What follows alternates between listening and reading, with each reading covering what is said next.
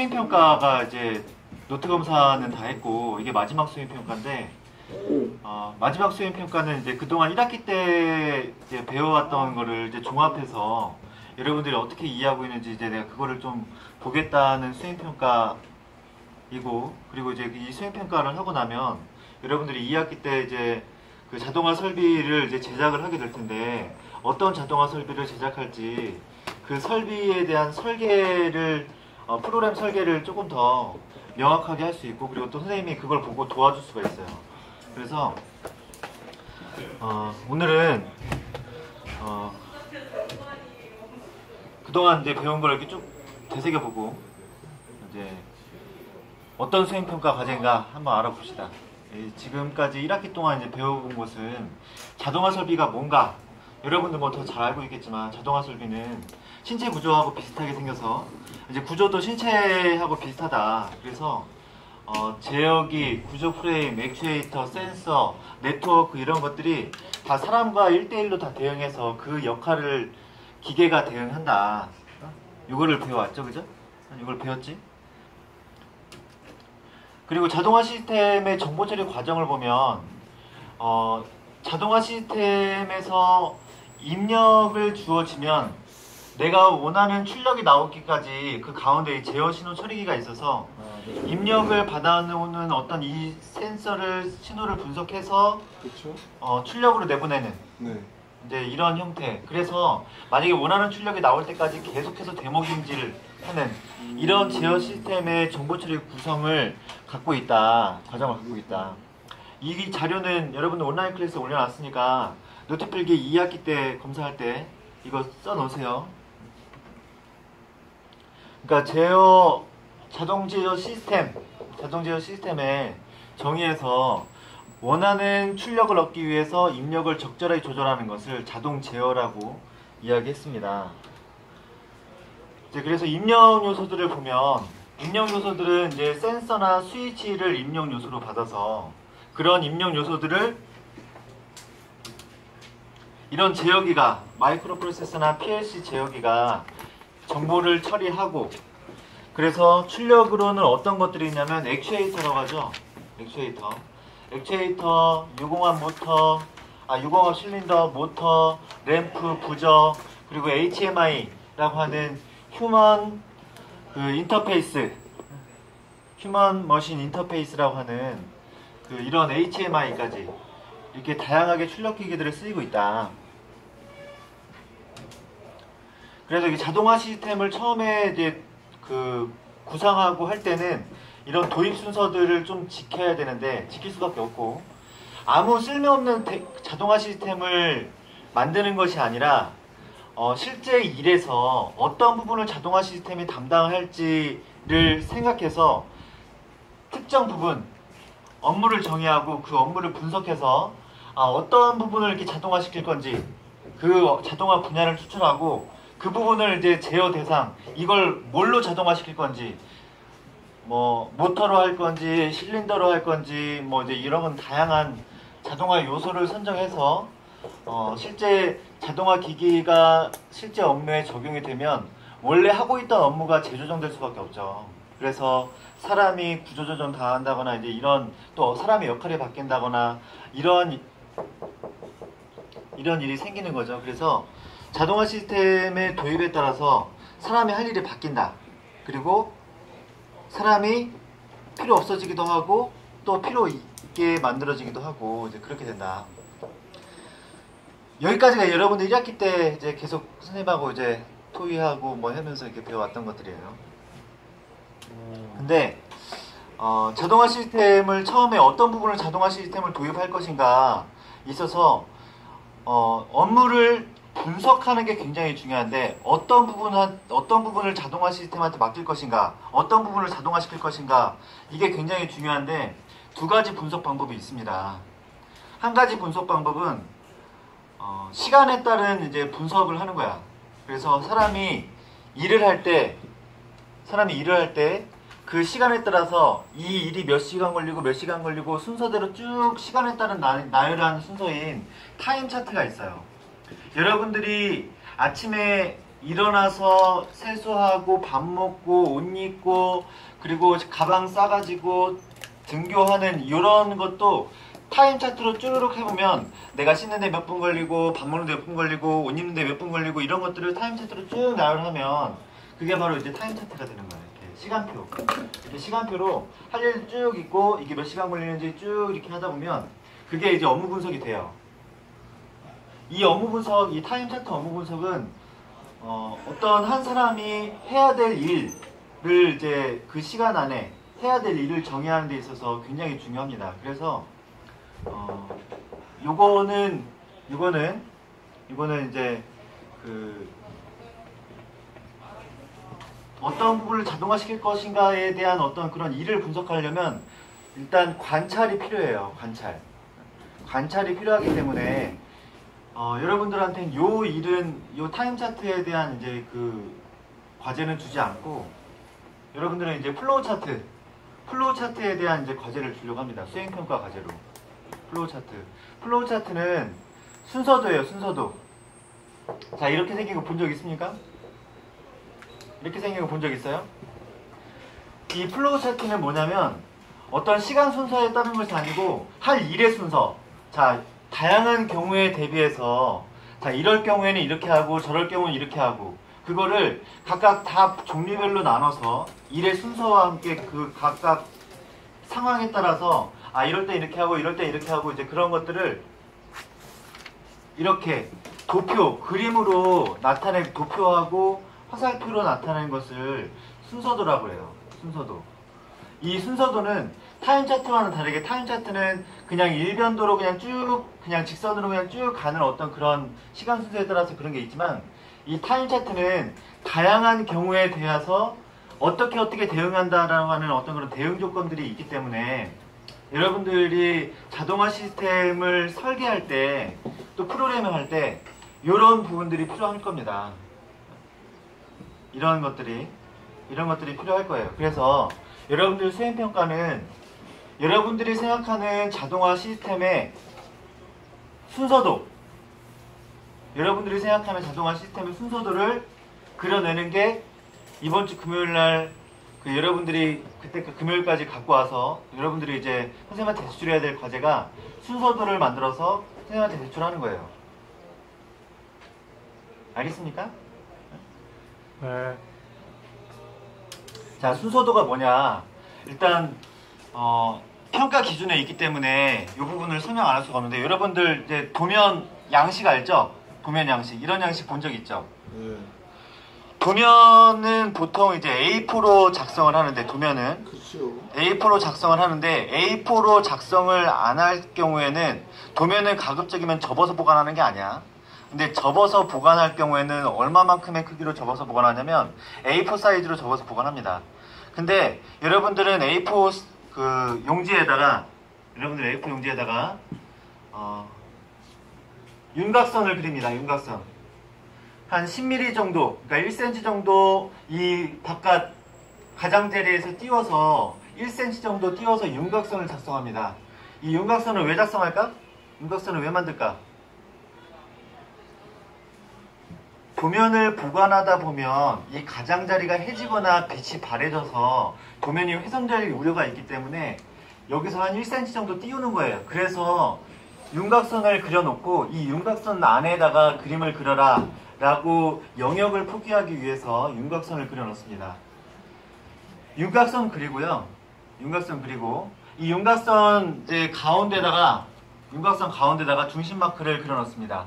중심 마크는 왜 그릴까?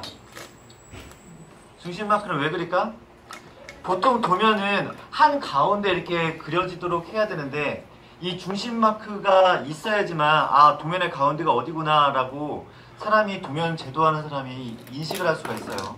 그래서 이제 윤곽선에 중심 마크를 그려놓고 오른쪽 하단에 꼭 도면을 이렇게 가로로 그리라는 게 아니야.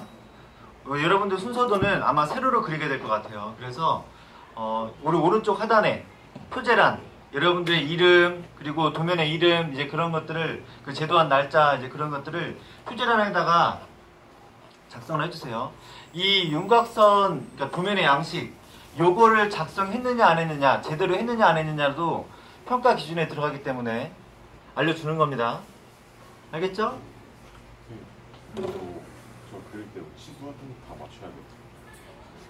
어떤 거? 다 그릴 때 치수 같은 거 다 맞춰야 되는 거예요. 아니. 그냥 대충. 여기 그냥 한 저기 10cm 아니 10mm 10mm 띄우고 가장자리에 10mm 띄우고 이 표절에는 알아서 그리세요. 여러분들의 이름, 학번 이름 그리고 이제 그 순서도의 명칭 이제 그런 것들을 여기다가 표절안에다 쓰면 될 거예요. 자, 순서도에 쓰이는 기호는 이렇습니다. 순서도의 기호. 순서도는 이제 가장 많이 쓰는 게 이런 화살표. 어떤 방향으로 이렇게 일이 흘러간다, 플로우가 흘러간다, 화살표. 그리고 처음 시작할 때 시작과 끝은 이렇게 모서리가 둥근 이제 사각형으로 이제 표시를 합니다. 아니면 이제 모서리가 둥근 사각형으로 표시를 하는데 시작하고 끝할 때 이렇게 표시를 해줘요. 요걸로. 그리고 네모는 철입니다. 어떤 처리를 하고 그 다음 넘어갈 때 처리. 그리고 내가 수동으로 입력한다, 출력한다 라고 했을 때 마름모래 저기 평행사 변형. 그리고 준비 과정. 그리고 이제 이건 판단. 마름모는 판단. 그리고 동그라미 연결자. 그리고 이제 요거 오각형은 페이지 연결자. 그리고 이제 결합할 때는 이렇게. 그리고 설명문이 필요할 때는 이런 식으로 이제 이런 기호들을 써서 순서도를 만드는데 순서도 예를 하나 들어보면 예를 들면 이제 홍길동이가 이제 무역센터를 간다. 무역센터를 가는데 신문에선가 어디에선가 이제 그 버스인가 지하철이 이제 파업했다는 얘기를 들었어요. 그래서 이 홍길동이가 무역센터까지 가는 길을 이제 순서도로 표현해 본 거야. 자, 처음에 신문을 꺼내서 지하철이 파업했는지 확인합니다. 그래서 지하철이 파업했다면 버스 쪽으로 가죠. 파업 안 했다면 지하철을 탑니다. 지하철을 타서 무역센터로 가면 돼요. 버스 쪽으로 갔는데 또 버스가 파업했는지 알아봐야 되잖아요. 그죠? 버스가 파업했다. 그러면 택시를 탄다. 버스가 파업 안 했다. 라고 하면 버스를 타고 유혹센터까지 가게 되는 이런 순서도. 자, 순서도에서 이런 마른 목골 yes or no 그렇다 아니다 로 판단하는 이 분기점에서 여러분들은 이제 다양한 판단 기준을 가지고 다양한 길로 이제 그 분기가 나눠질 겁니다. 그래서 여러분들 이 분기가 얼마나 있는지 또 자동화 시스템에서 이제 복잡성의 정도를 나타내기 때문에 이것도 평가 기준에 들어가기 때문에 보세요. 자, 간단한 순서도는 이렇고 여러분들 주변에서 쉽게 볼 수 있는 엘리베이터의 순서도를 한번 자동화 시스템이니까 엘리베이터의 순서도를 한번 이제 만들어 봤어요. 엘리베이터 시작하죠? 엘리베이터는 이제 평상시에 현재층 표시합니다. 현재층 표시하고 자, 올림 버튼이든 내림 버튼이 누르겠죠? 올림 버튼, 내림 버튼 누르면 그 다음에 어떻게 되냐면 엘리베이터가 현재 있는 층하고 올림 버튼을 누른 층 또는 내림 버튼 누른 층하고 비교를 해요. 비교를 해서 현재 층보다 버튼 층이 높다면 엘리베이터는 하강하겠죠. 낮다면 엘리베이터는 올라가겠고. 그래서 이 버튼을 누른 층으로 이제 들어가게 됩니다. 버튼을 누른 층으로 올라가게 돼서 도착하면 엘리베이터가 정지를 해서 그 다음으로 이쪽으로 오죠. 엘리베이터 문이 열리고 5초 있다가 문이 닫히는데 열린 버튼, 닫힌 버튼 누르면 열린 버튼을 누르면 다시 5초가 리셋해서 다시 셉니다. 닫힌 버튼을 누르면 이 5초를 기다리지 않고 바로 엘리베이터 문이 닫히고 그 다음에 이제 문이 닫히면 바로 이동층으로 이동하겠죠. 이동층을 입력합니다. 이동층을 입력하면 이동층하고 엘리베이터 현재층하고 또 비교를 하죠. 그래서 현재층보다 이동층이 높다. 이동층이 높다 그러면 엘리베이터가 올라갈 테고 낮다 그러면 엘리베이터가 내려갈 테고 같다 라고 하면 엘리베이터는 정지를 하고 다음 페이지로 이동할 겁니다. 다음 페이지로 이동해서 자, 도착했으면 문이 열리고 또 5초 있다가 문이 닫히는데 마찬가지 열림 닫힘 버튼이 있으면 열림을 누른다 라고 하면 5초가 다시 처음부터 리셋되고 닫힘을 누른다 라고 하면 5초를 기다리지 않고 문이 닫힌다. 자, 버튼층이 있냐? 버튼층이 있냐? 라고 하면 B로 이동하게 될 겁니다. B. 이 동그라미로 이동하게 되겠죠? B로 이동하는 게 어디로 이동하는 거예요? 자, 이쪽 B 있죠? B가 어디로 들어가요? 이쪽으로 들어가죠? 이쪽으로 들어가서 다시 또 온층과 이제 비교를 해가지고 또 이렇게 돌게 되고. 자, 그 다음에 버튼층이 없다 라고 하면 이동층이 있는지 없는지 보게 될 겁니다. 엘리베이터 내부에서 버튼을 눌러서 내가 이동층이 있는지 없는지 보게 되면 이때는 C로 이동하게 돼서 이 C는 이쪽으로 이동을 해가지고 다시 이동층으로 엘리베이터가 이동을 하게 될 거야. 자, 이런 것들을 반복을 하는데 없다 라고 하면 끝나는데 중간중간에 여러분들 이제 엘리베이터에는 비상정지 버튼이 있잖아. 안전을 위한 비상정지 버튼.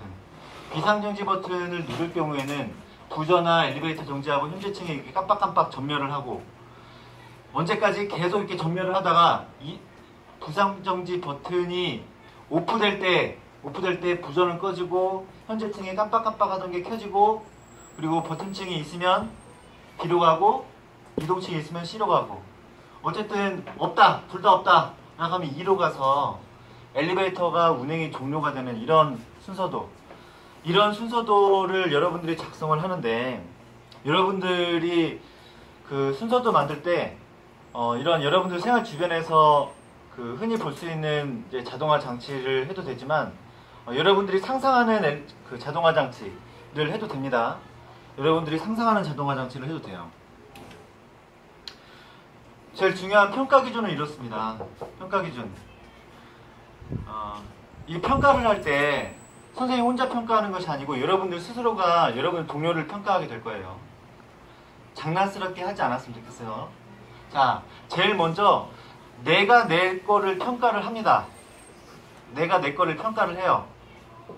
자, 얼마나 창의적으로, 얼마나 이제 공학적으로 그것을 접근했느냐. 그리고 자동화 시스템에서 가장 중요한 안전대책이 수립이 되어 있느냐. 그러니까 안전대책. 이거 문 열림 버튼이라든가 뭐 이제 그랬을 때는 이제 사람이 끼일까봐 이제 문 열림 버튼이 있는 거잖아. 그리고 비상정지 버튼 같은 것도 안전을 위해서 있는 거잖니? 그래서 기기를 활용할 때 안전에 대한 대책이 얼마나 수립되어 있는가.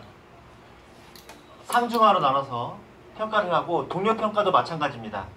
동료 평가도 마찬가지로 창의공학적 사고 적용 정도 그리고 안전대책, 기계 활용 시 안전대책 이것들로 이제 여러분들 거하고 여러분들 동료 거를 평가를 하게 될 텐데